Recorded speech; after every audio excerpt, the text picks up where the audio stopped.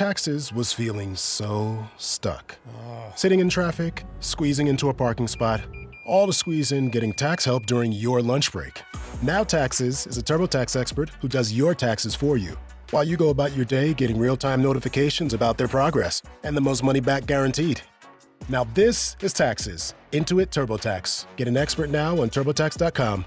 Only available with TurboTax Live Full Service, real-time updates only in iOS mobile apps. See guarantee details at TurboTax.com/guarantees.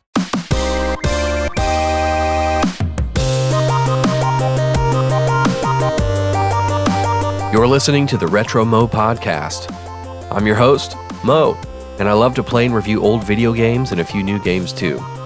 If you prefer to read instead of listen, check out my written reviews at retromo.substack.com. In this episode, I'll be sharing my experience with Pokémon Sword and Shield for the Nintendo Switch, released in 2019. I've scored this 6.5 out of 10. An okay game. A solid 3D entry in the series, with some notable weaknesses. I'm glad I pushed through, because I found it difficult to finish Pokémon Sword, but I did finish it. The game was losing me about halfway through, but the ending was rewarding. Pokémon games seem to be the most exciting at the beginning, through the first gym or two, and then they're exciting again at the end. It's the repetitive gameplay cycle in the middle that can be a slog, especially if you've got, quote, Pokémon fatigue from playing too many Pokémon games in a row, which is exactly what I was doing when I played this game. Here's what I liked. This was the first fully 3D Pokémon game I had played, and it was nice to see some familiar Pokémon in action, in spite of the notable limitations of the Switch. Some of the sprite and move animations are very well done. Pyro Ball, Meteor Beam, Behemoth Blade, just to name a few moves with very nice animations. There were some decent story beats, though this game remains plagued by Pokémon plot. The writing can be childish and a bit ridiculous at times. The music was solid. There were a few tracks I really enjoyed. The new endgame format was a surprise, but once I got over myself, I thought the new format fit really well with the Great Britain-inspired theme of the game. The wild areas are a true highlight of the game. I genuinely enjoyed cruising around the big open areas on the bike.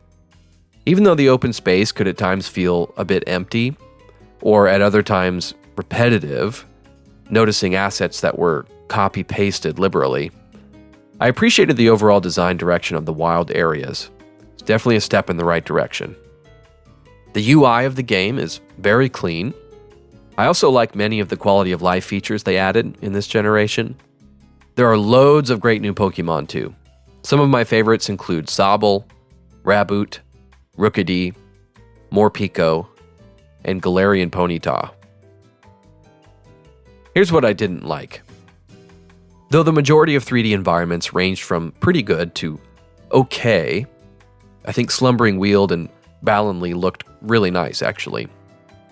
Some of the environments looked almost like they were ripped out of an N64 game. There's one particular icy route towards the end of the game that looked so bad it made me laugh. It was just so completely bland and bare.